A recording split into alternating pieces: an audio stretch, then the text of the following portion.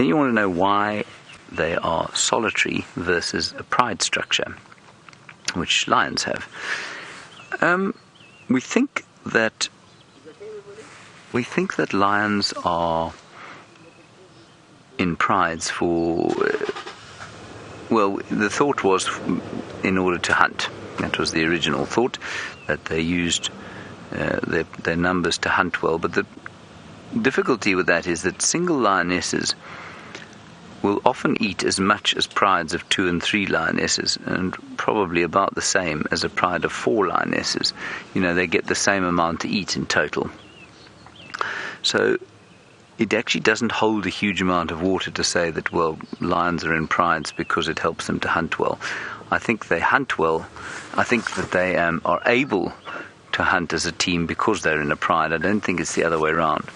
It would seem that their pride structure has got quite a lot to do with protecting youngsters from infanticide, and that the pride structure and the way the males operate in coalitions has got a lot more to do with defending the cubs than it does to do with hunting. So that's quite interesting. I'm not sure that I buy that argument completely. I'm not sure that it isn't quite as simple as, they're enormous, and because they're big, they're obvious. And so they may as well live in a group. It provides safety from them. Oh, look at her. She's not happy with him.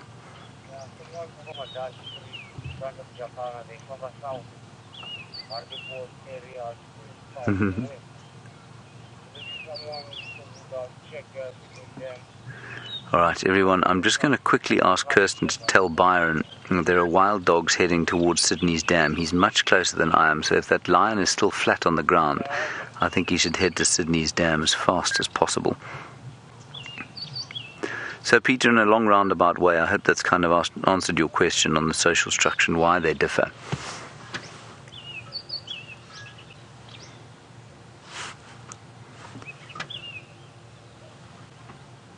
But again, there'll be new research all the time that some people will agree with and some people won't. It seems slightly strange to me that lions would have evolved the sophisticated team hunting prowess, if you like, in the absence of it being an advantage to them.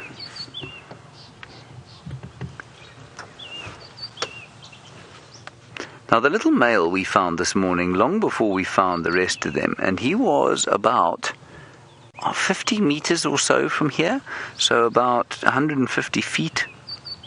And that's quite a long way for him to be. He wasn't near the kill, so he was out exploring. Now, I said earlier that I thought she would go independent first, and I still maintain that. But he's clearly starting to wander as he gets a little bit bigger than her. He's still much smaller than Karula, but he's much bigger than his sister now. And again, he's gone off. He's just below us here, exploring. You won't be able to see him, I don't think, Dave. And she's watching him. There's his mum.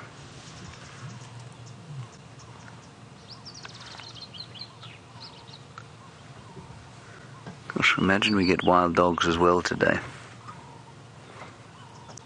Alright, I'm afraid the communications seemed to be very dodgy this morning. I think I heard we can link to Byron. So let's head across to Byron and find out if he's going to go to the wild dogs. If he doesn't, then we'll probably go as quickly as we can that way. Did you hear? So, James, I got that update. Also heard that there are potentially wild dogs around. I've just got to Sydney's dam. Just going to have a look and see. But it sounded like they were in a different area to what James heard, I think. I'm just having a look here. And listening out. I don't see anything here at the moment.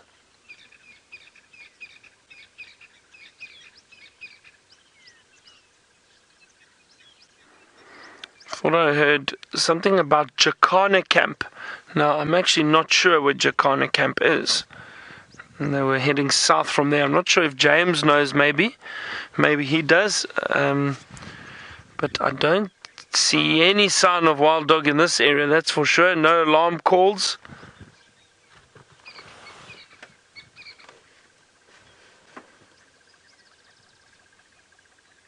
Wouldn't that be exciting to see some wild dog?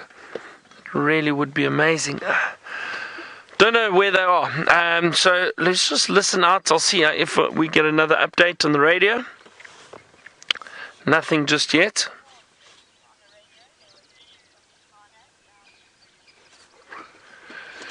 Let me just try find out quickly. Able for Byron.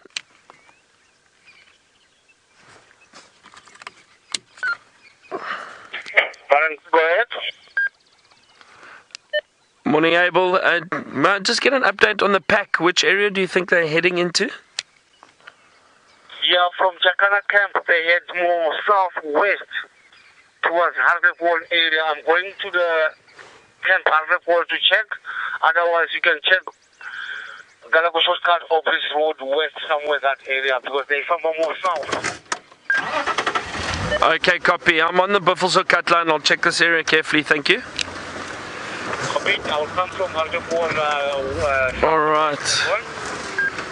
So it just sounded like they were heading south towards us, basically in this area that we are in now. And you could hear Aubrey chatting to me there. So this is exciting. We're not far from the Galago shortcut and those roads that he mentioned. And Aubrey's. But it's so difficult at times, and if they cross the road, it'll be quick. So it might even be worth just finding a spot where we can see up and down the main road and see if they do cross. But let's have a look. Oh, if we find wild dog, that'll be great. That'll be very exciting. And then the trick is to try and stay with them. It's not easy.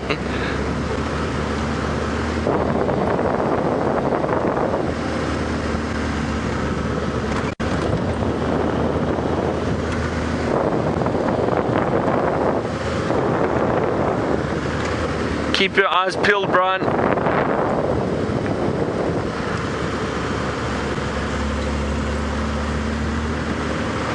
Just another vehicle.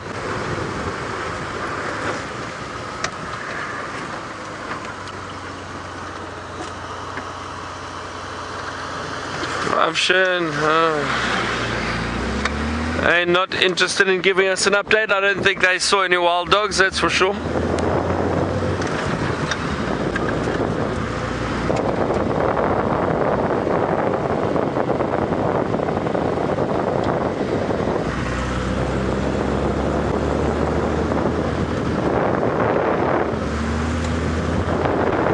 That's Galago shortcut over there.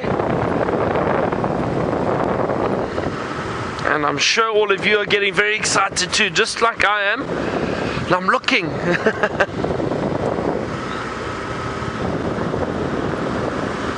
And I take it you might be a new viewer. You'd like to know what a wild dog is. Well, it is exactly that. It is a wild dog. I'll show you a picture of one shortly. Okay, I'm just gonna stop.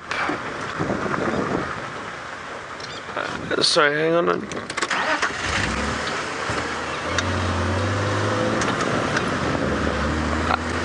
Let me just stop up here. We can see down the road and listen out for any alarm calls. Maybe we hear the wild dogs running around. So, okay, I play wild dogs are predators which we get in this area, and they are very rare and endangered. I'll show you what they look like. There we go. The African wild dog.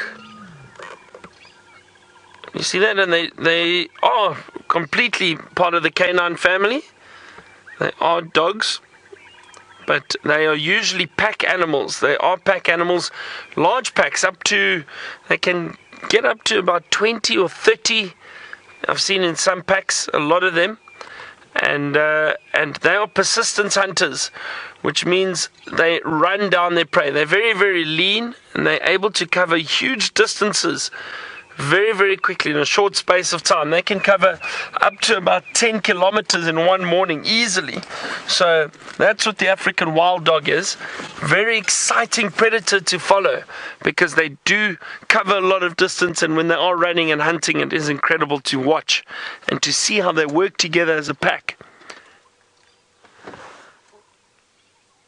I still don't hear anything, everyone. East of Scotland,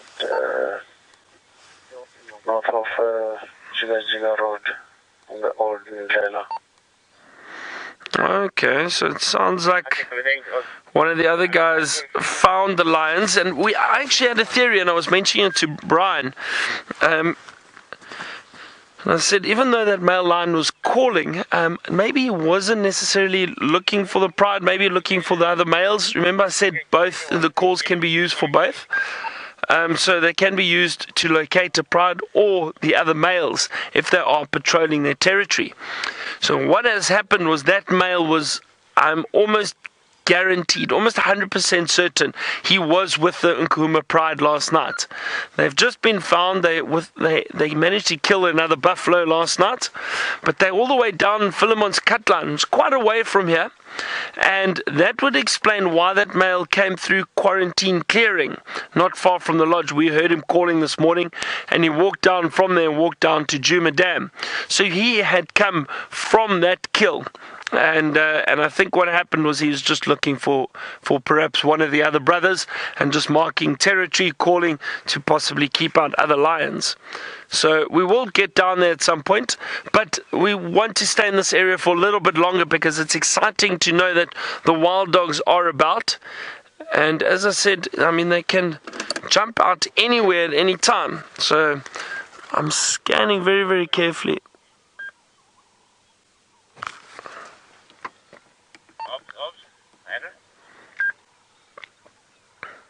And just listen here.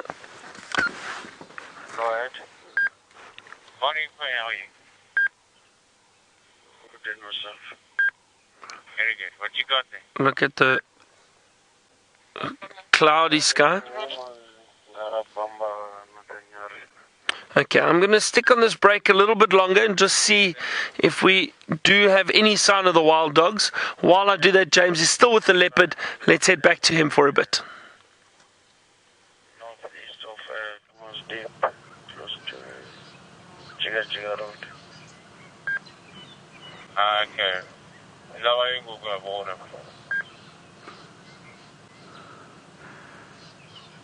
There seems to be a flurry of fly activity around here now. Hello everybody, sorry, we are live. I'm not copying the final control, but we are live. I was just saying to David that there are flies everywhere, and the reason for that is that Hosana very kindly went to retrieve the stomach contents of the duiker, and he then brought it to within sort of, I don't know, about 10 feet of us, and then left it. And now the flies are very excited. And so there are flies everywhere. I'm not sure what's arrested her attention. I think it's probably a bird sitting in the tree above her. Or the zebra's moving past. It's actually the zebra. Look at this. Isn't this wonderful? That's him again, sorry.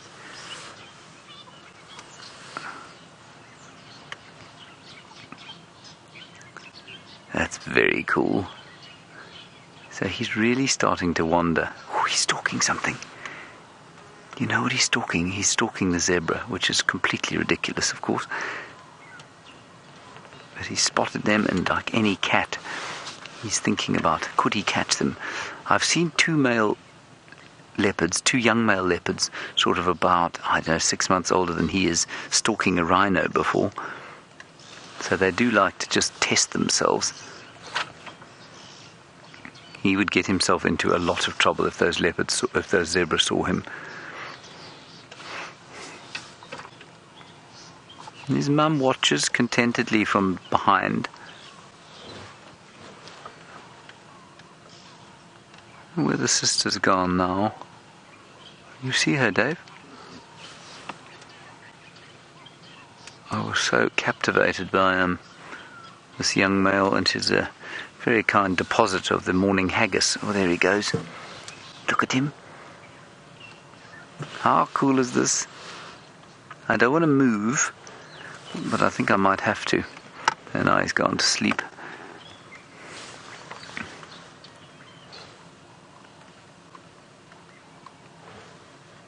So he's having a little sort of playful stalk there. He's not being serious about it at all, but he's seeing how close he can get.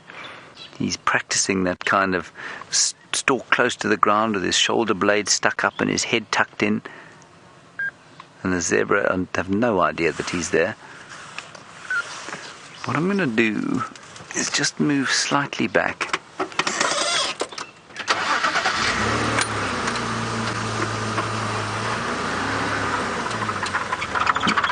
The queen is eating her breakfast. I don't know where young Shongalai has gone. He's moving, he's stalking them.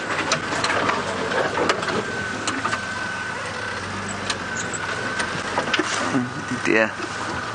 Okay, I'm going to stop here. There we go. He's going to break cover now. He's now about 30 meters, so 100 feet from the zebra. Let me move once more. Sorry, everyone. I don't want to miss this if he does actually try something stupid, which will be very funny indeed. Look, look, look.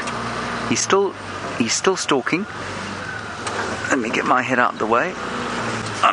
Oh, sorry, there's a big stick in the way.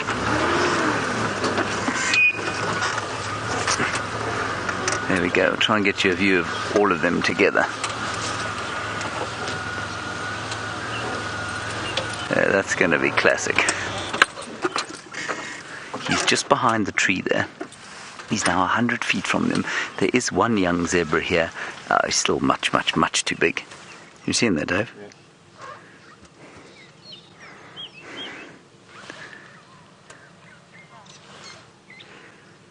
There you can see the zebra in the background. They have no idea that there's a little leopard watching them.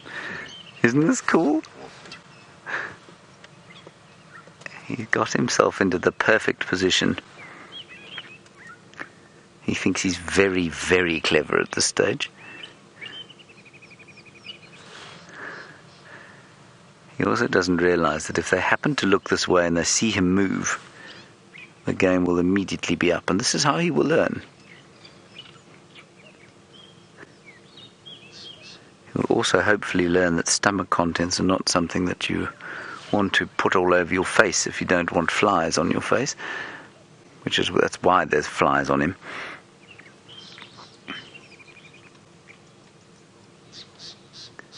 Now there's no cover for him anymore, so it doesn't matter there. Here he goes again.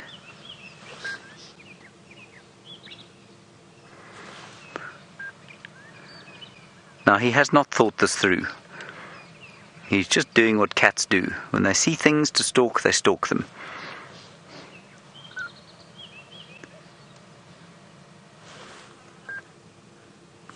And like I say, a zebra can be a tremendously vicious creature. He does not want to be knocking around in the open where he can't get up a tree or escape from them. Now, whether or not he knows that yet or not, I'm not sure. But he'll find out very quickly if he breaks cover now.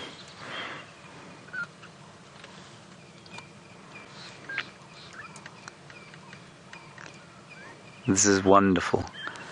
You can get sort of an idea there. We can't get both the one that he's looking at and him in picture. Because it's grazing past, what is it, Dave? Probably about, I'll say 30 meters, 100 feet or so. That's the one he's closest to.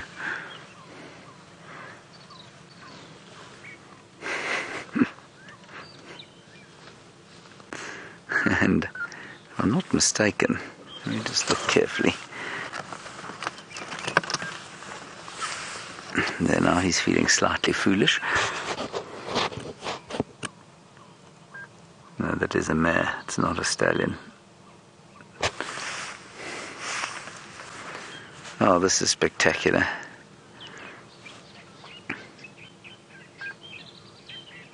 See him panting? That's because his belly's so full. Doesn't preclude his stalking, though now that zebra's moved out of line, and he will know that the zebra's backside is facing him and that its eyes are not. So it's quite possible that he will now try and break cover again and see what happens. Well, now the female's coming up behind us.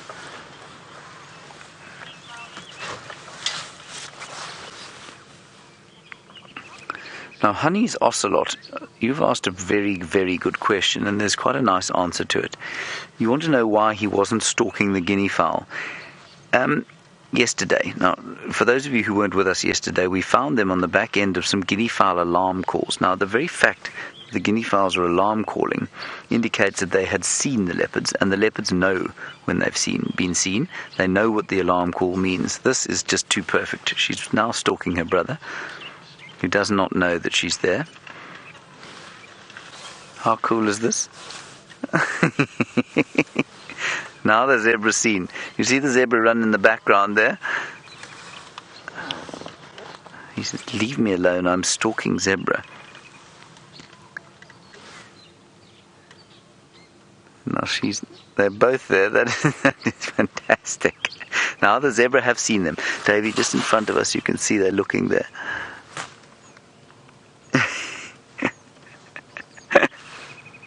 Oh, that's brilliant. Sorry, Honey's ocelot. When those guinea fowl, once they started alarming, what they did was they followed the leopards, shouting at them, and they stayed outside of the flight distance.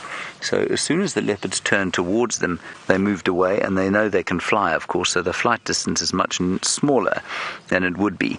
You can't, stalking by nature means that the animal you're going after doesn't realize you're there. That's what stalking is. And so they couldn't stalk them. They did turn around, both of them, Shongile and Hosana, turned around to try and chase the guinea fowl. They stayed outside of the flight distance, and their mother called them. Both times they turned, I saw both of them do it, turn around, move towards the guinea fowl, and their mother called them as if to say, stop wasting your time, I've made you breakfast, let's go and get it. So that's why they didn't stalk the guinea fowl yesterday. There is, however, in addition to the zebra and David, there is a crested francolin not too far. Can you see it there on the ground? There it is. Moving closer towards them. They don't seem vaguely interested in it though.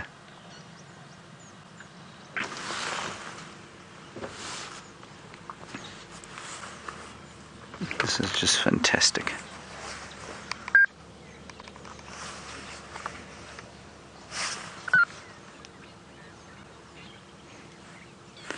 I'm just going to call on the radio. I've had the radio down. Oh, what a beautiful shot. Any station making their way to Karula sighting? Yeah, somebody can I join you?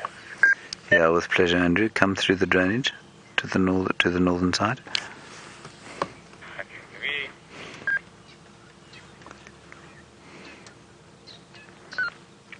Now the male's given up. He's cleaning himself. His sister has ruined his hunt. She thinks it's all rather amusing.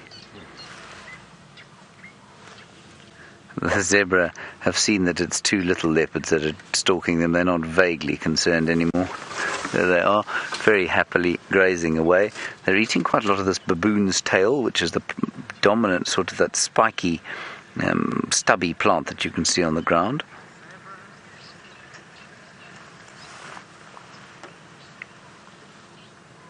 I'm just going to help Andrew into the sighting. Andrew, the female is in the drainage line. If you come past the back of me, you'll get the two youngsters to my right-hand side. Okay. This is brilliant. Oh, the francolin now, Dave, is basically stalking us. It's right here.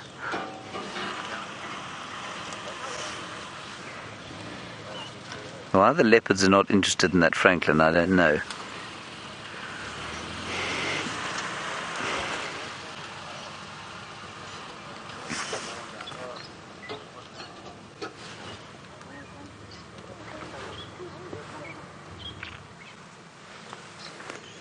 You may have heard the joyful squeals of delight from the back of Andrew's car there as they spotted the leopards.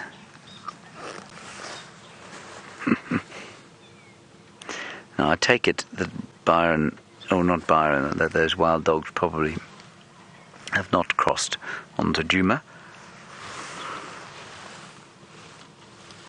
which is extremely unkind of them. Still, we might be lucky, but later.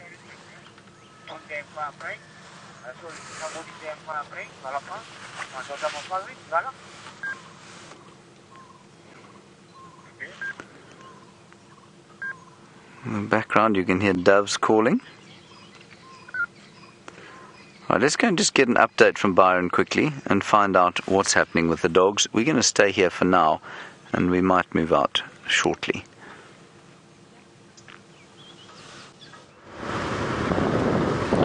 So we've had no further updates of these wild dog, everyone. We did have a good look around, but no sign of them. We caught a brief glimpse of a hyena running across the road, and it looked like it was definitely going or heard something, but it ran north across our boundary. But it was very, very quick. But nice to see a hyena. We haven't seen one for ages. So that was interesting, but no sign of the wild dog at all. So I'm not too sure where they disappeared to. It's always tricky when you get an update and someone says, well, we think they're heading in this direction, and they haven't actually got the wild dogs, because these animals do move huge distances and they don't stick to a general direction. They'll zigzag and they'll move all over the place. They'll often just turn around and head straight back where they came from. But you never know. If there is any sign of them, they'll let us know. So let's see. What I'm doing now is I'm going to try and head towards that Nkahuma Pride. And well, where it sounds like they were, with their buffalo kill, another buffalo kill.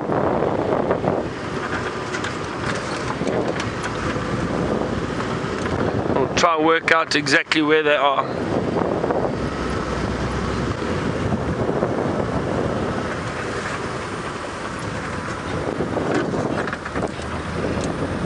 It's a cool morning. You can see we've got our jackets on, and there's a very cool breeze. The temperature has dropped, which is lovely. It's fantastic. I'm really enjoying it because all that heat that we've had the last week or two, it's nice to have these cool mornings at times.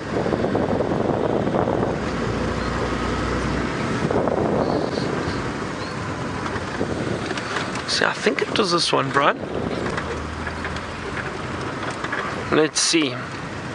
They mentioned a road name, which is, I think, a new road name. So we shall see if we find them. Some brown-headed parrots which just took off, flew away.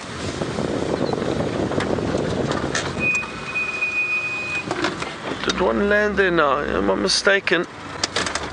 I think, Brian, let's just see if we can see it. That fallen over tree. I thought I saw one. There's a dove that landed there, but I thought I caught a glimpse of one landing on there too. No. I can hear them still calling in that area, but I can't see them now. I think they've moved.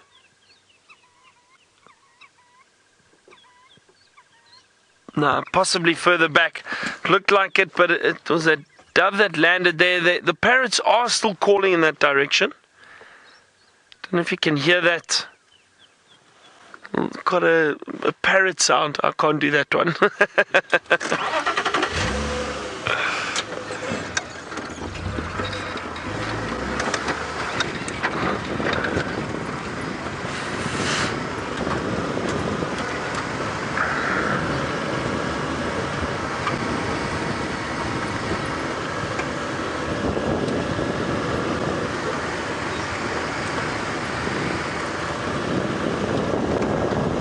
I really enjoy driving around like this and just scanning and not knowing what you're going to bump into. It's very exciting.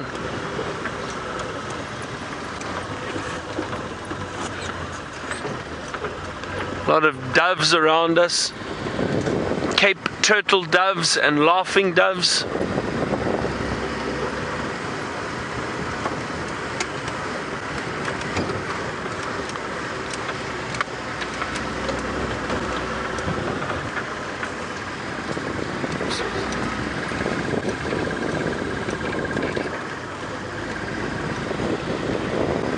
just scanning very, very carefully, everyone, while we're driving through here, because you never know what we could find. Brian wanted to see an aardvark this morning.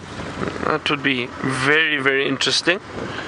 And I said to him, well, there's a possibility, because they do like to come out after the rains when the soil's a bit softer, a lot of termite activity. However, the aardvark are fairly nocturnal, or almost strictly nocturnal, so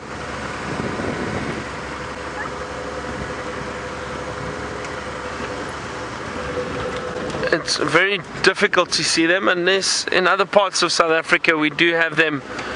We do see them where in the Kalahari, where the temperatures are much colder. You get a lot more movement from these aardvarks in the late afternoon, which is very interesting. But they are very difficult to see, and they are quite shy animals.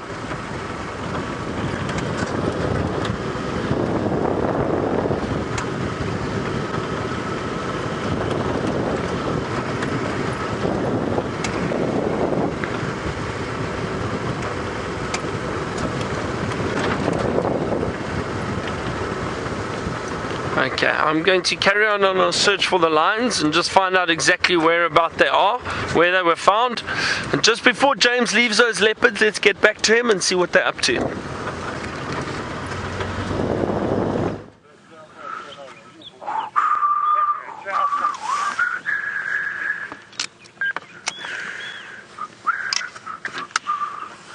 That waving about meant to be copied. Oh dear, you see, this thing's now not working. Right, we're live. Sorry, everybody. This is something very odd going on here. Anyway, luckily I have said no bad words today at all. Now, we're just going to wait for him to probably disappear into the drainage line, and then I think we may head out and see what else we can see. But not just yet, because I think he's heard something else down there. And so we're going to follow him. Actually, let's follow him.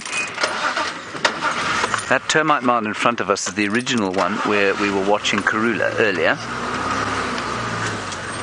So we'll just sneak around this side.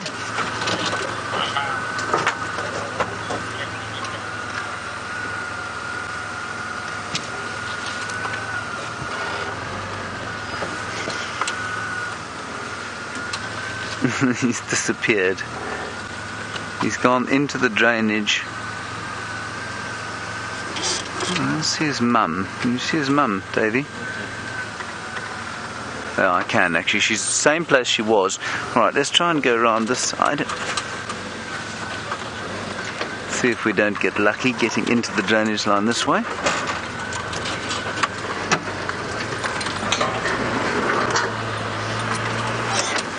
If you are asking questions and they're not being answered, everyone, I'm sorry about that. It is simply because we are at the moment struggling to talk to each other, Kirsten and I.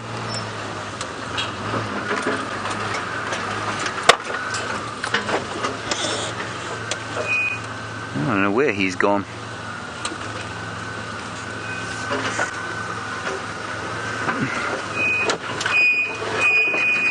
There she is. She's eating down there. We can get a view from here. Let's go down. Sorry about the noise. Davey, you're going to have to watch out for this marula tree, that it doesn't decapitate you. It has no thorns on it. Oh, these brakes. Now, Aqua, as we attempt to not deafen ourselves with the brakes and move this marula tree out of the way, are you going to make it? You want to know how many litters I think Karula's got left in her. I think probably one more after this, if she raises these ones to independence. Now what I mean by that is, if they don't make it to independence, which is highly unlikely, I think they will make it, but if they don't, let's say they were taken out today by a nasty lioness or some vicious hyenas, what you would find is that she'd come into estrus almost straight away. Then she could have another 2 or so. But I think she will only come into estrus again when she's probably 13 and a half, when these 2 are gone. And for her to have another litter then, by the time they leave, she'll be 15. And I think it'd be highly unlikely that she'd have another one.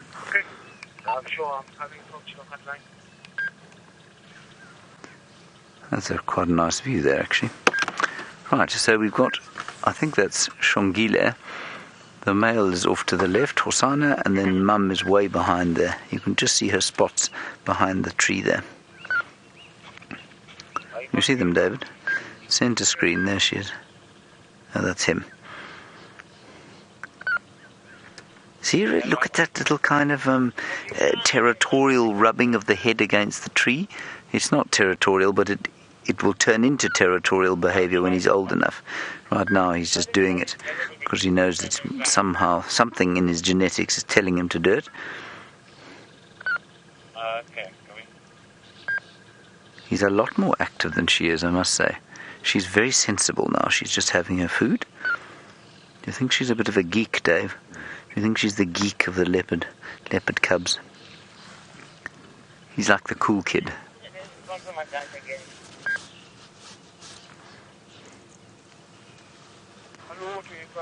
Beautiful. Kirsten, I'm going to turn my telephone on so that if you need to communicate with me, I would suggest you do it like that.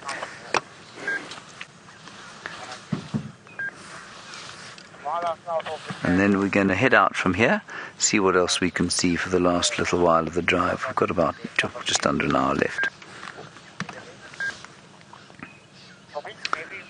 Unfortunately, I don't actually think we have any form of... we don't have cell phone signal either. So I'll just have to guess. If we lose sight of these leopards, then we're going to leave.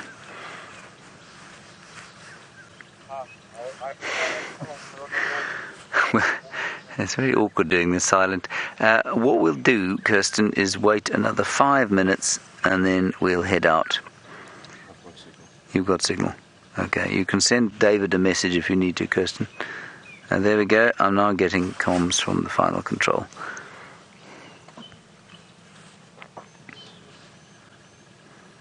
Yes, she's very sensible. She's not playing with her food.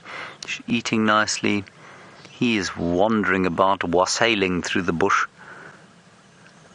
I do enjoy the word wassail, don't you, David? Yes. What does it mean? To wassail. And to wassail, I think it means to basically engage in frivolous behavior, often helped by various substances. Now, while we are leaving here and Shongila is wassailing, at least Hosanna is wassailing around the place, let's head. He's just brought, oh, that's very delicious. He's just brought his haggis, his morning haggis, down towards that tambuti tree. Let's head towards Byron. He's going towards the lions. We're going to head out of here, say goodbye to these chaps. We'll probably come back in the afternoon and see if they're still around, but we bid them a fond farewell with gratefulness for the time that they've shared with us today.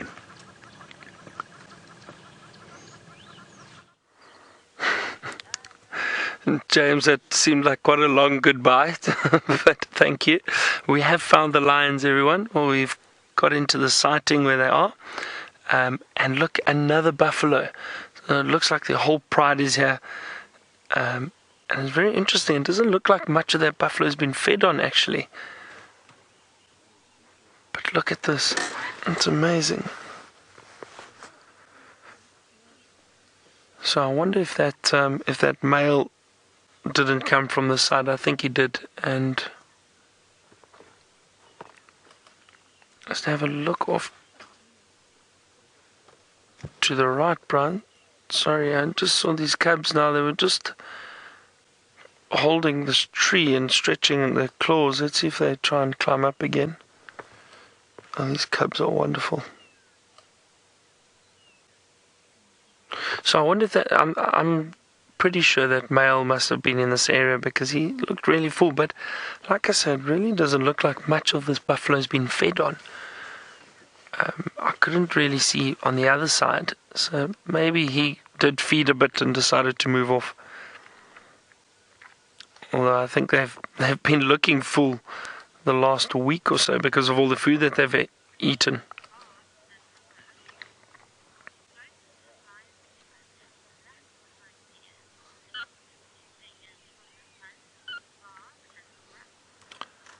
Bob and Laura wanted to know about the black markings behind the lion's ears, and you can see that clearly now. And you want to know what is that for? Is it to protect their ears against the sun? No, it is not. So Barb and Laura, that is there specifically for lions to be able to follow each other. So the theory is that it's a markings to allow them to follow one another when they are moving through thickets and moving around and through long grass, so they can see, especially when they're hunting, so they can communicate without making a sound. They can see where one another are going. The other thing is it is considered, well, they use it as, what is the correct word now? Give me a second. I stand to correction, but I think the correct term is agnostic behavior, and that is aggressive behavior. So, if I show you quickly. So, what happens is, say for example, we were doing a bush walk, and we walked along and we bumped into these lions. For them to show that they are aggressive, and obviously they will start growling, but also what they do is they pin their bodies down, and they turn those ears, and they put those ears flat against their head, and they growl and they snarl, and those black markings then become very clear when they're looking at you. So it's a sign of aggression, and that's what agnostic behavior means, is a sign of aggression. Again, I want to double check myself with that word, but I think I'm right. So it's basically to show aggression and for them to follow each other when they are walking. That's what those black markings are for.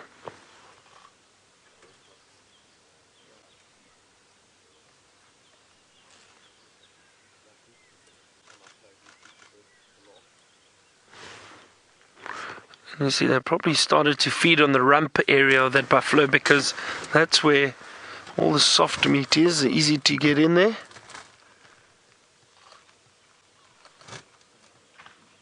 Oh, there is a big elephant around here, everyone. I saw his tracks, and I can hear him at the moment.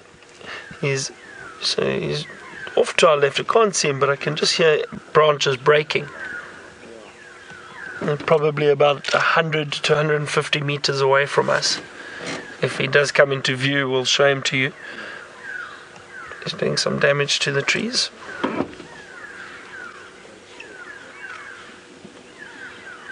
And I can hear the grey go-away birds calling, "Go away, go away."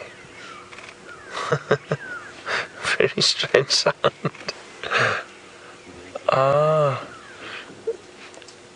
And I just saw an eagle fly behind us, and that's exactly what they were alarm calling at.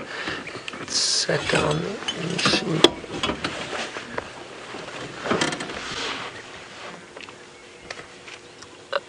It was an African hawk eagle, everyone. I just saw it. It's a bit far and behind some trees for Brian now, so I don't think he'll be able to show you. And that's what caused those birds to alarm call. These hawk eagles do hunt other birds, especially francolins and guinea fowl. But the grey go-away birds are always keen to alarm call if there's a predator around. Look how that lioness is licking that buffalo, everyone. Do you see that? Now, they've got very, very rough tongues. And it almost looks barbed. If you're able to really zoom in on that tongue, it's got little fine hairs on it. It's very, very rough. And they'll lick to maybe get rid of some of the hair, or even open the carcass a little bit. Pull the skin back, and then they'll feed on it some more.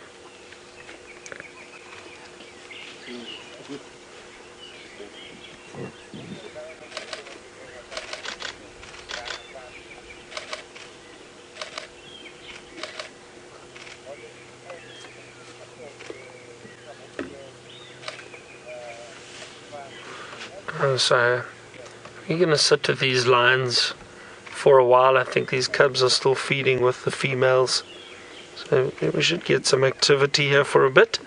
And while I do that, we mentioned an elephant. Oh, look at that cub just jumping straight over the buffalo.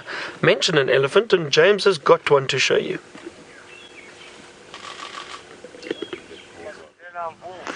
We've just come in time, everybody. There's an elephant about to push that tree over. We've been hearing them snapping things around the cub sighting for a long time. And this chap is now standing on a combretum bush. There we go. He's not an insubstantial elephant bull. He's bigger than the other one we saw. The other one we saw is just behind us. This chap is probably, I would say, a good 5-6 years older than that one, maybe even as much as 10. And he's creating a little clearing by destroying first a combretum bush, and now he seems to be having at a black monkey thorn. We are. Certainly before I got here, there was a hyena den right in this area, on the corner between Cheetah Cut Line on the far east and the Singapore Noodle stand on the southern boundary. That's where we are, southeastern corner of Djuma. And what this elephant's going for, everybody, is roots. They love combretum roots in the same way that Connor Teagues, our engineer, likes carrots. Same sort of principle, I imagine. There you go, he's just snapping off the smaller ones. We'll sneak a little bit closer to him. I don't want to create a situation where he feels we're disturbing him. Because as we know, that either results in them moving away or moving towards you rather quickly, neither of which is preferable.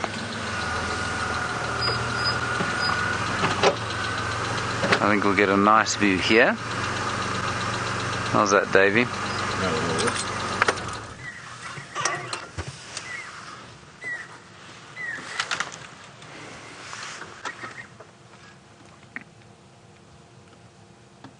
There we go. See, just picking up a nice piece of root there. A foot is amazingly dexterous for something that seemingly is such an almost blunt weapon, if you know what I mean. God, and the strength there. Now, many of you will have watched us with that, what we call the half-trunk herd or short-trunk herd, with that cow who's lost the bottom third of her trunk. Imagine how difficult it is for her to do this sort of thing. It means a whole sort of suite of food that's available to other elephants simply isn't available to her. Although he has decided that that particular carrot is not very delicious, so he's left it alone. Now this is where the old hyena den was, in this termite mound where he's now standing. Do not pull that tree over.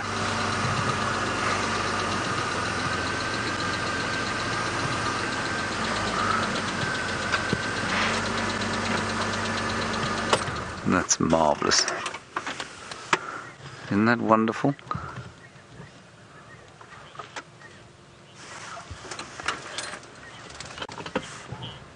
Yes, in Morning Glory, much like me, you say the power of these elephants never ceases to amaze you, and never ceases to amaze me either.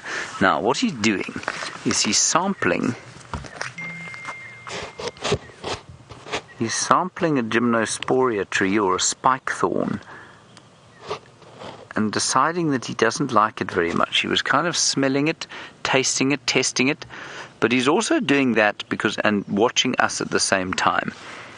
So there's definitely an interaction going on here between he and us.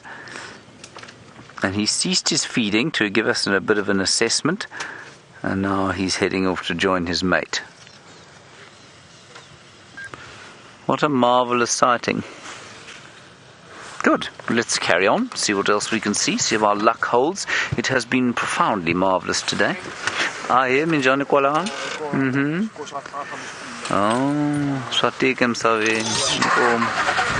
was just telling me, everybody, that I've picked up a very large tree underneath the car, which we will have to remove at some stage when we're a bit further away from the elephants. The burrow is just here. Alright, there's apparently an old aardvark burrow here. We'll have a quick look to see if anything's here. There isn't anything here. So while we're waiting to see if an aardvark comes out, let's head straight across to Byron and the Nkuhuma Pride.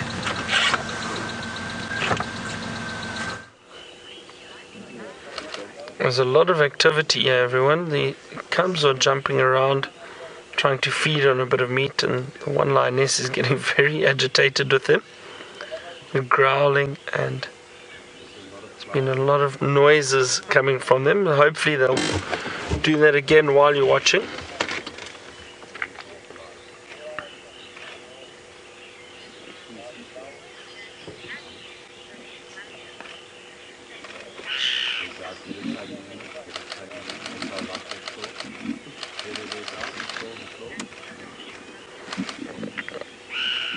Annie, all the way from British Columbia, wants to know if these cats apply more pressure when they're licking the skin of these buffalo to try and get have a look at that cub, everyone. Let's see, there we go. Oh, listen to that. So Annie just wanted to know, do I think they apply more pressure when licking the skin of an animal like this, trying to open up, get rid of some of that hair, and pull the skin back, as opposed to when they are grooming one another? I'm not sure, Annie, I'm not sure, but it would make sense. It would make sense that they do apply a bit more pressure when trying to lick and clean a carcass like this, as opposed to just when they're grooming themselves. But I think those tongues are so rough. So, I think either one could is probably just as much pressure, but I do think if they're licking a certain spot for a long time, they'll start pulling off the skin and the hair. Oh, look at that little one. Some remains of blood on it, just from feeding, and that will all get cleaned off. At some point the lionesses, the other cubs will clean each other. The lionesses will clean the cubs, and they'll clean themselves very, very well. But isn't this amazing? Look at them feeding. Wow, this is great. Really is incredible. That little cub, I think, is going to get himself into some trouble, or herself. Trying to stick its head in the... Oh, there we go. You see? Just a little... Listen to those sounds, everyone.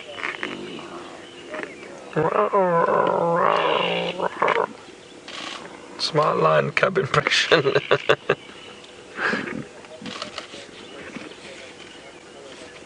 Can you see there? Look what she's licking. It has become a lot smoother there.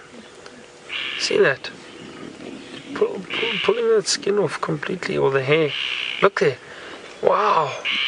That is amazing. Now you can see it clearly. She's trying to open some of that skin, but with her licking there constantly, she pulls it off. And look at how she's chewing. She's now using what we call a carnassial shear, and you can actually hear her crunching. So the carnassial shear is that the side of her mouth, the back teeth, molars and the premolars, actually end in a sharpened edge, and they overlap each other slightly. If you look at a predator's skull, you can see that clearly with those teeth. And they'll use the front teeth to tear open the carcass, but when she does want to chew, cut and tear the meat off, she'll use the side of her mouth. And watch when she does it, everyone. You'll see, I'm sure she'll do it again, and she'll use the side where, obviously that's where the power is. Her strong, powerful jaws.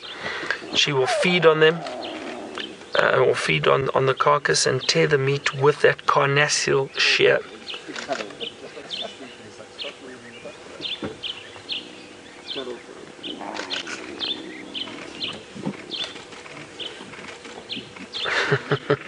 Looks like that little cub's almost trying to fall asleep on the buffalo.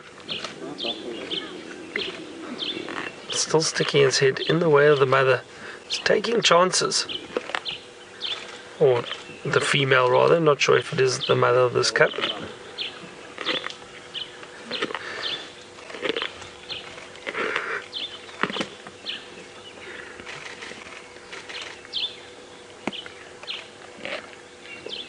There, look, you see? Chewing with the side of her mouth. Do you see that, everyone? And you can hear her crunching away there. So she'll tear with the front teeth. Again, this cub in the way. Watch her, might get a little growl.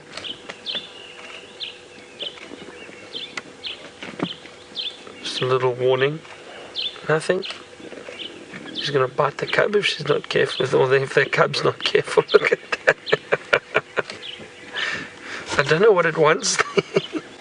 Why doesn't it just go around and feed where the other cub is?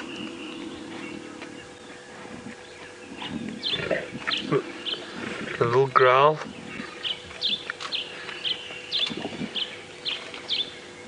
It's incredible just to hear the sounds that these lions make when they are feeding. I'm trying to see around the back if I can see how much of this buffalo has been fed on.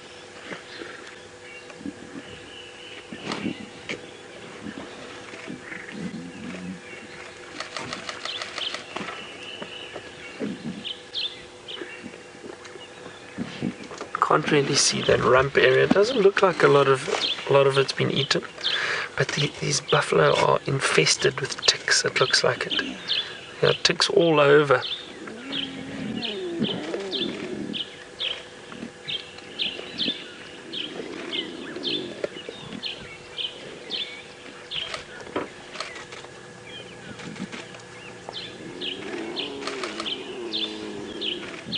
You see there, look at all those ticks.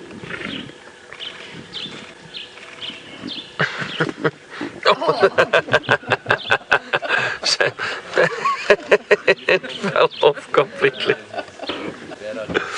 Oh dear. Jam, I'm sorry, we're not meant to laugh at the little cub. But that was quite funny, you must admit. As the lioness pulled the carcass, it wasn't concentrating and rolled off. But it's back up there.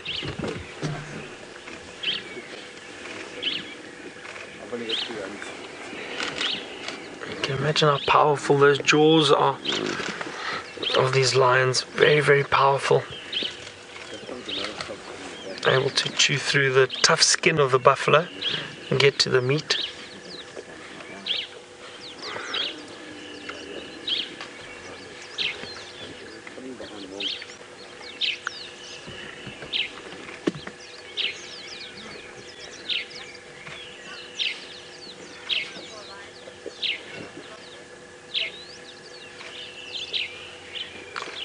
Justin wants to know how many licks does it take for a lion to get to the center of the buffalo. So it's 6, Justin. I'm joking. I don't know. I'm not entirely sure. But if you look, that lioness she's licked three or 4 times in that one spot, and you can see how bare it is already. So I'm not sure. I think if they lick one area constantly, probably 5 to 10 licks, and they'll probably get to the meat. They probably open up the carcass, I think, but I'm not entirely sure. I've not been licked by a lion, so I don't know how tough or rough that tongue is. I don't want to be licked by a lion, but you can definitely see it working on that little section that she is licking there.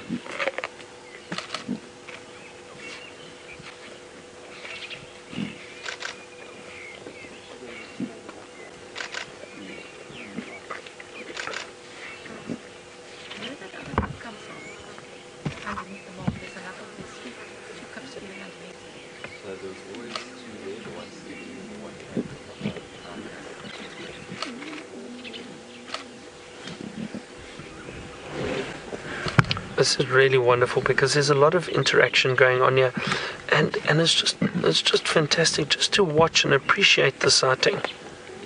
Don't really have to say too much here because everything's going on, and you can watch what they're doing, watch them feeding, and listen to the sounds. Listen.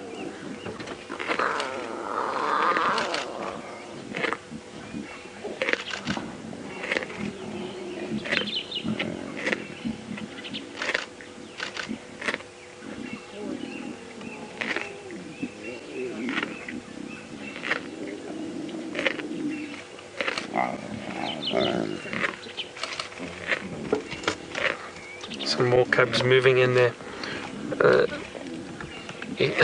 As I said, we're going to sit here for a while, everyone, so don't worry. Not going to miss anything if anything else changes. While I do that, let's head back to James and see if he's pushed over any trees for himself.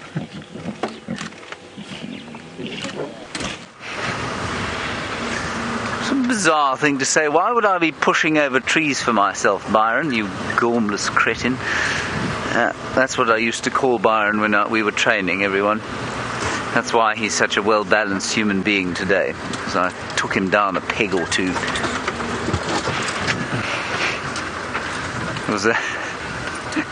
It was a dung beetle, and it is my abiding desire to catch one in one hand while we're live. Pluck it out of the air like a slip fielder. Oh, I see. Byron was trying to relate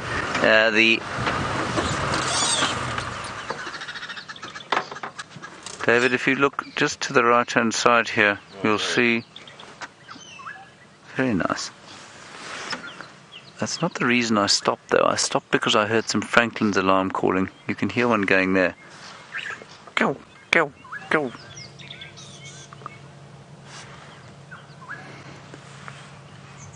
It's not a very panicked Franklin. Anyway, we're just about at Buffelshoek Dam. Sorry, everybody. The reason Byron wondered if I'd pushed over trees, that he was linking to our elephant sighting, which we had before.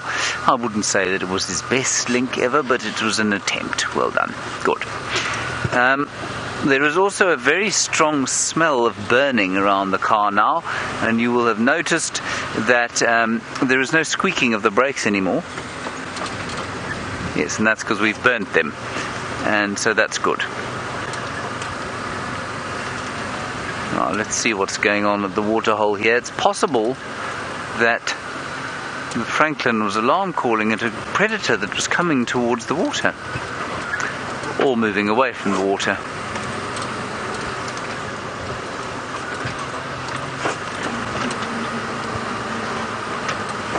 And we're hoping to go up onto the Buffelshoek Dam, not Buffelshoek Cut Line, and see if we aren't very lucky with those wild dogs that Byron was looking for earlier. Lots of impala here having a drink at the Buffelshoek Dam.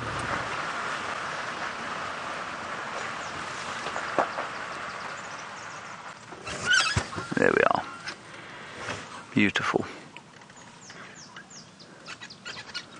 I must just say, while we sit here and enjoy this sighting of the aerial there, very nice, David, that's a beautiful shot of our antenna. I must just say that when I talk about training Byron, there's actually very little to teach the man. He's certainly one of the most naturally gifted guides I've ever met, even though he comes from the south of Johannesburg, which of course is an enormous disadvantage to anybody.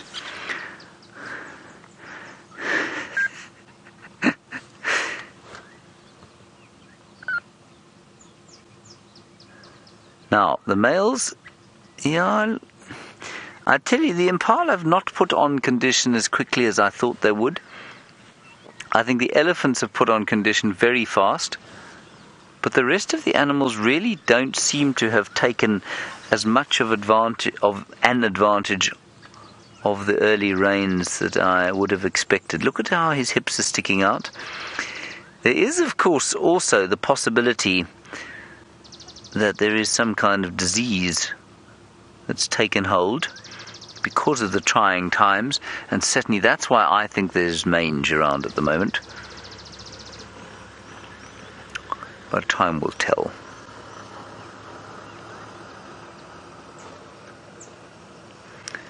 And this, of course, to try and link to what Byron was doing earlier, is the kind of place that the dogs would come. They often focus on water because they know there are often animals around the water. Davey, do you think that's not mange on his neck, is it? I think it is. It is definitely. That's why he's looking so hippie. Yeah, in fact, well, neither of them look particularly healthy.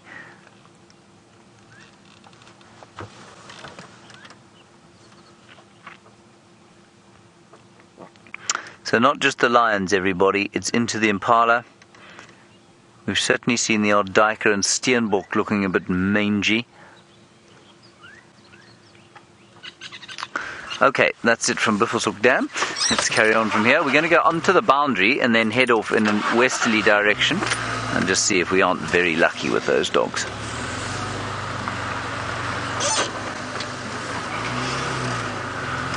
Whether we'll be able to get past the inimitable taxon who's on the wall here, well, I'm not sure. We'll have to use the low road, David.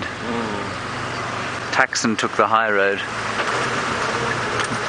In the meantime, while we take the low road, let's go the high road, back to Byron Sarau and his lions.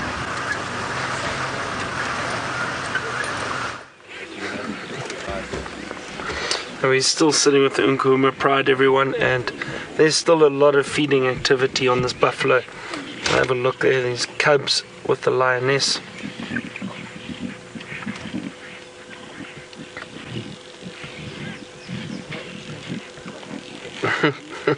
I wonder if these cubs will ever, if they're ever going to be disappointed with the meal when they get something other than buffalo. If it's an impala or a warthog, I'm probably going to say, well, this is not what we're used to. Where's the beef?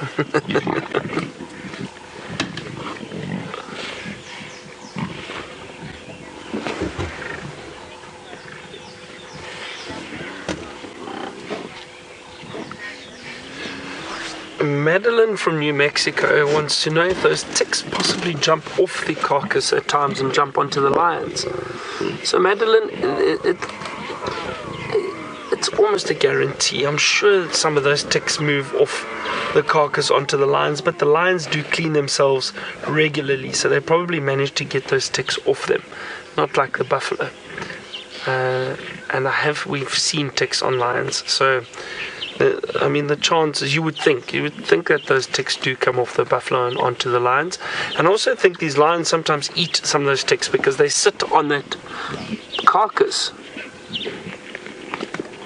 And I mean, they chew around there, and they're most likely chew. Oh, gee, see that little cub took a bite at the mother. That's brave. So just speaking about the ticks again, so I wouldn't be surprised if they eat some of these ticks. They chew on them with all the meat. Now, just with that situation right there, we've spoken about it a little bit. Look at that.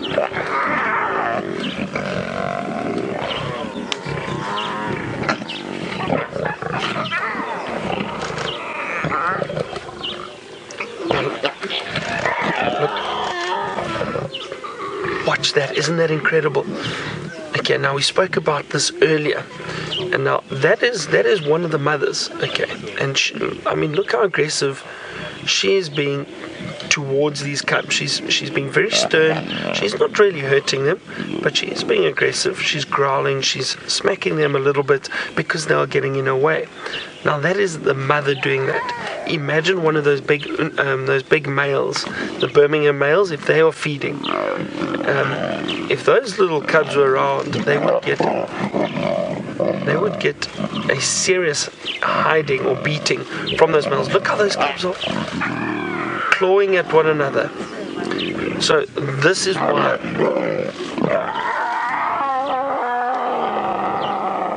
Wow, listen to those sounds, incredible.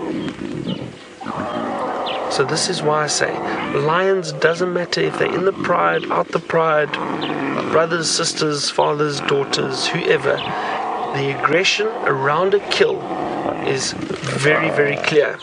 It's survival of the fittest. They all want the best bit of meat. And look at this behavior. You can see it clearly. It really is incredible.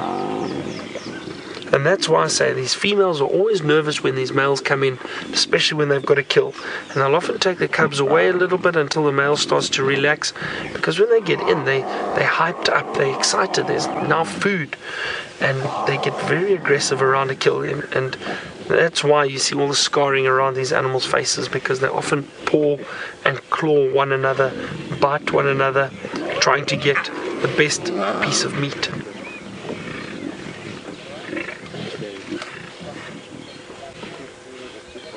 I'm so glad you actually got to see that interaction, because it is something we mention occasionally, and you don't often see it unless you are at a kill when they're all feeding.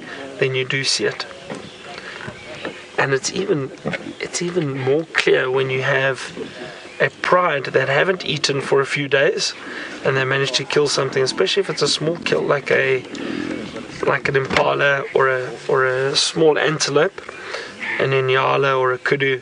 With a pride like this, they'd probably get very aggressive if they hadn't eaten for a while, because now they all want this meat.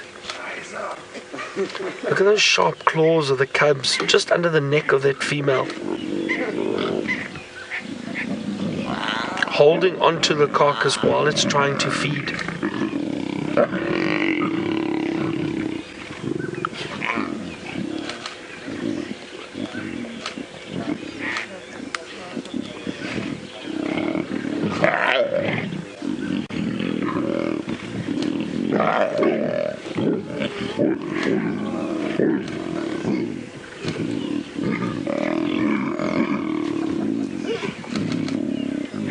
It's incredible. Some of those sounds are coming from those little cubs.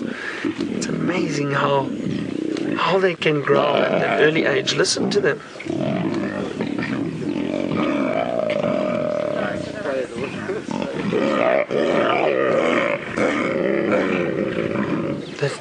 That is impressive.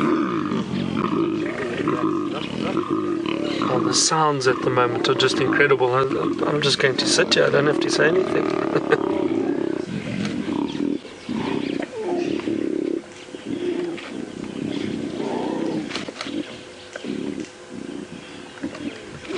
I find it fascinating, the sounds that those little cubs can make from this young age.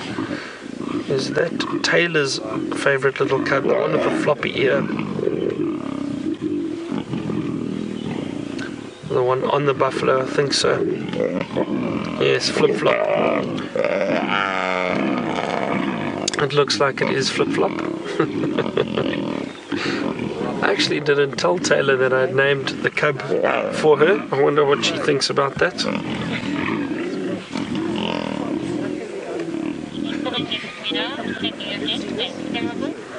So Taylor is sitting in FC and she says it's a wonderful name.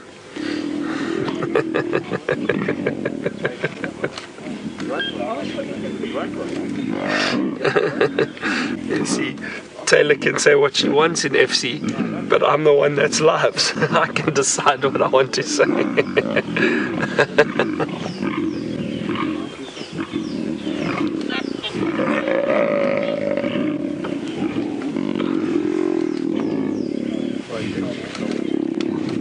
Look how powerful that lioness is, everyone. Look how she's able, the cub's holding on and she's still pulling that carcass and moving it too. Lions are incredibly powerful animals.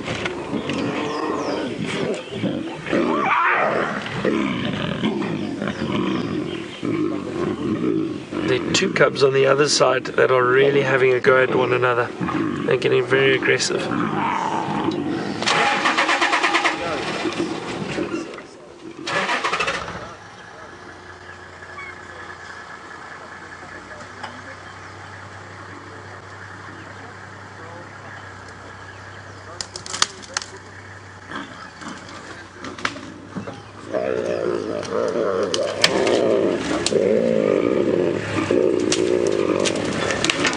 Wow, look at some paws being thrown around, scratching.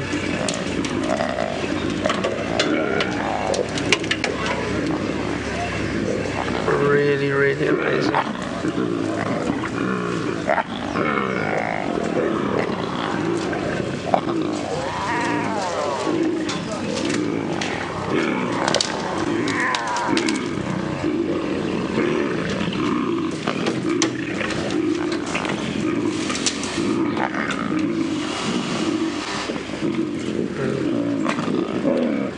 Watching the other vehicle trying to get out of here too.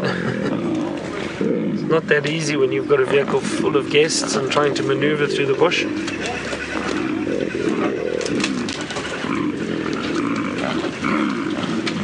that little one at the back there, and you can just see the forehead and the eyes. It is incredibly aggressive. It keeps growling and swiping and trying to bite the other cubs and the female. There's the one there too.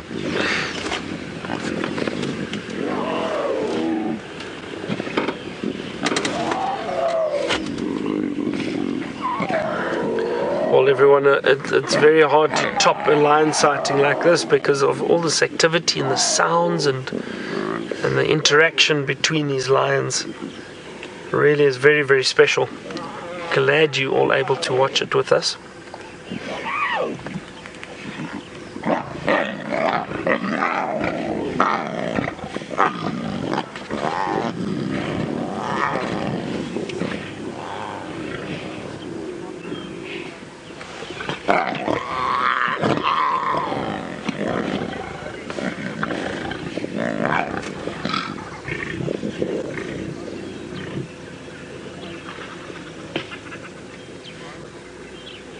Yeah, I just heard the vehicle breaking some branches as it drove out, so they all stopped to listen and just have a look.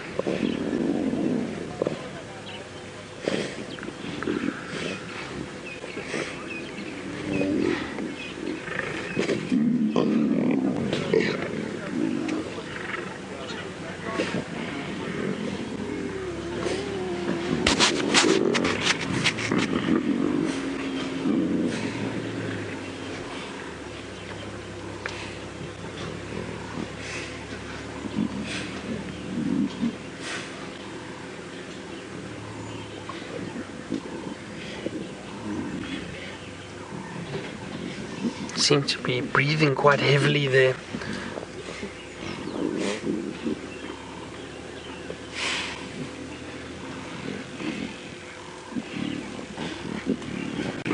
Oh, again, a few swipes at one another.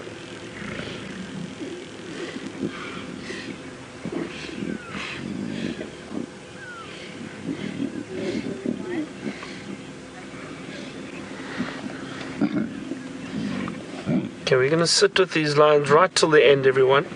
Let's head back to my dear friend James and see what he has found for you or what he is up to. What a bald eagle, everybody. Out of its range by some, I don't know, 10,000 miles. No, it's a fish eagle, of course. That's just me being absolutely hilarious. Aren't you laughing, David? There we go. What is fascinating here, well, obviously that's a fish eagle, and it's sitting next to some red-billed buffalo weaver's nests. Try and say that before breakfast. A red-billed buffalo weaver nest. Try and say it, David. Red-billed buffalo. You see, I knew you couldn't do it. Try again. Red-billed buffalo. You see, red-billed. Okay, and the other interesting thing here is as David zooms out slowly, I think it's fascinating that this dam has not filled with water at all as a result of our rain. And it's not fed by a drainage line, it's not fed by a large river. And it's now mud. And I imagine the old situation of flailing catfish is about to play out again. So that's quite interesting. Despite all the rain we've had, that vast waterhole, which was just made even vaster, is now but a puddle. Anyway, that'll be one of the fish eagles there. He'll be very pleased to eat some rotting catfish flesh. Try and say catfish flesh. Well done, David. He did it, everyone. He did it quietly, though, so that you wouldn't hear him. You wouldn't hear him. Yes, that's right. And then also some zebra. There you can see the red-billed buffalo weavers. Those are the blackbirds there. I was hoping to find the wild dogs here. We got an update from Abel saying that when he left them, they were going down towards this waterhole, but I haven't seen hide nor hair of them. What is that on the wall? There is an Egyptian goose on the wall, but that's about all, and some zebra moving away after what must have been a fairly muddy morning coffee. Byron was talking earlier about some brown-headed parrots, which he probably heard calling.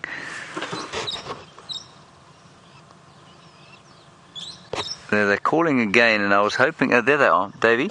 They're in the... that's the scraggly, multi-stemmed bush there. There's a brown-headed parrot to the left-hand side. That's it. Just zoom in there. You got it. There it is, everyone.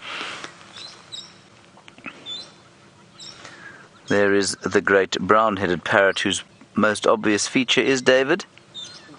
Negative, his green back. Why, therefore, it isn't called the green-backed parrot, nobody knows. And he's eating... Oh, look at that. He's taking the seeds out of this russet bush willow tree, and he's eating the seeds. Well, those are apparently a little bit toxic to human beings. But you can see him taking them off with his beak, then putting them into his foot, and then sort of taking out the bits that he wants. Isn't that cool?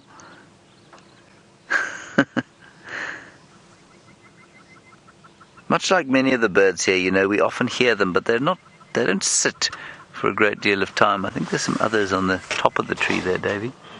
No, those are doves. Find them. Those are laughing doves.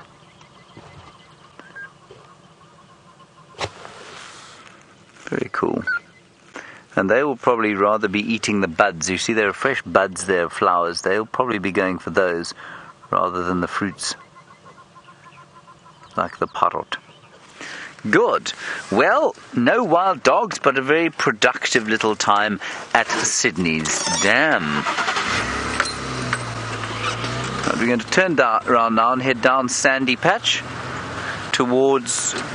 Well, Sandy Patch is towards home, really. But it's an open area where there may well be some wild dog prey. And because of the rain and the hardness of this road, it's possible that a small pack of 3 could easily have just nipped across without my seeing the tracks. But I don't think they did. I think they're probably still on Biffle's hook.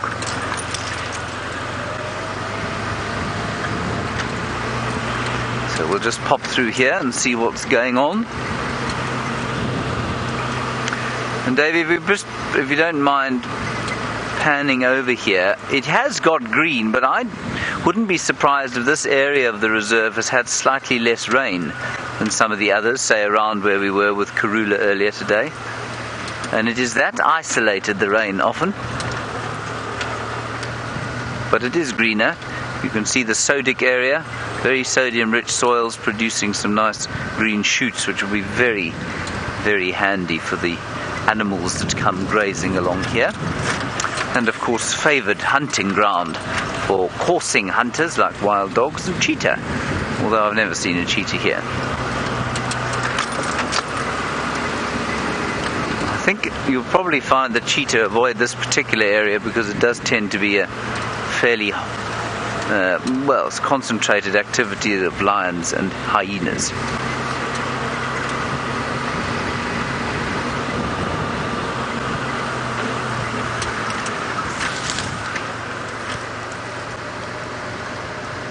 Kirsten, I'm afraid I missed that.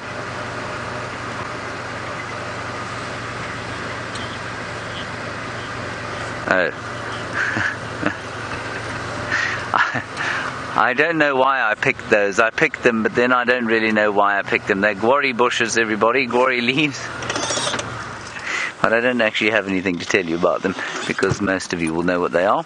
And the leaves themselves, other than being a really poor breakfast, are not good. On the subject of breakfast, we're going to head back for our breakfast now and hand you over to Byron and the Lions for the last few minutes. Thank you for coming on Drive with us this morning. I had a marvellous time. We had great luck, and that always, of course, makes the drive nice, and some great questions and discussions from all of you. So thank you very much. We'll see you this afternoon at 4 o'clock until 7 o'clock, and from David and myself, goodbye.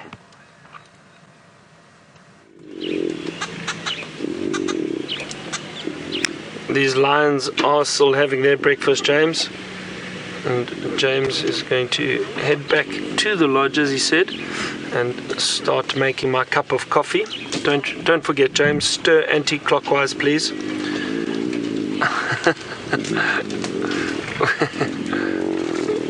It's really been so wonderful to see all the interaction with these cubs, everyone in this lioness feeding. And you can see actually just off to the left there is that lioness cleaning one of the cubs. Remember we spoke about it. I just said that the lions were covered in blood, and you will probably see them cleaning one another, and the lionesses especially cleaning the little cubs, and that's what she's doing there.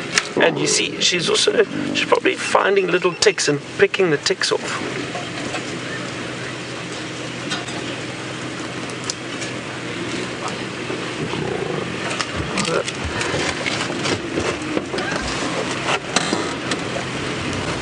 So a lot of cleaning and grooming going on now while they are feeding.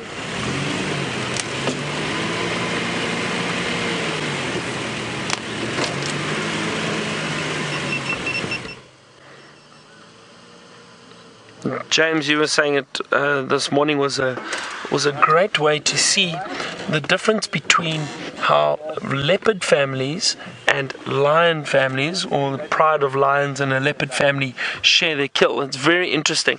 Now I'm assuming, I don't exactly know what happened this morning at the kill with the leopards, but I'm assuming that they took turns to feed separately, and that is usually, so Kirsten has just confirmed that for me. That is usually how leopards feed.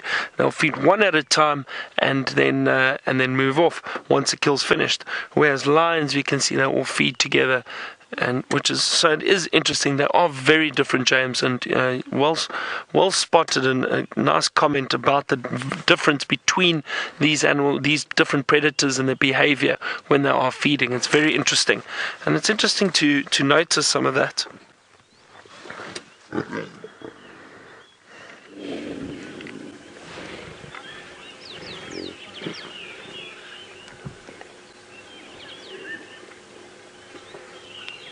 So we're starting to run out of time, everyone, but these lions, I am assuming, are probably going to be here for the rest of the day.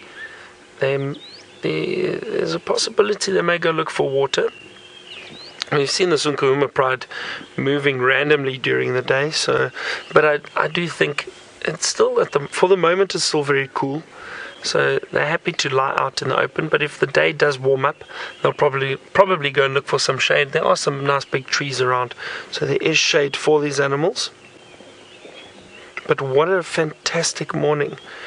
Great to see that big male and hear him roar, following him around. And then to find the pride with their kill, another buffalo. I'm going to say goodbye to all of you. And so from myself, Byron, and Brian on camera this morning, a big thank you to all of you for watching and joining us. Thank you to Kirsty and Lou in the FC. And of course, thank you to James and Dave on the other vehicle. We will see you all this afternoon for our sunset safari.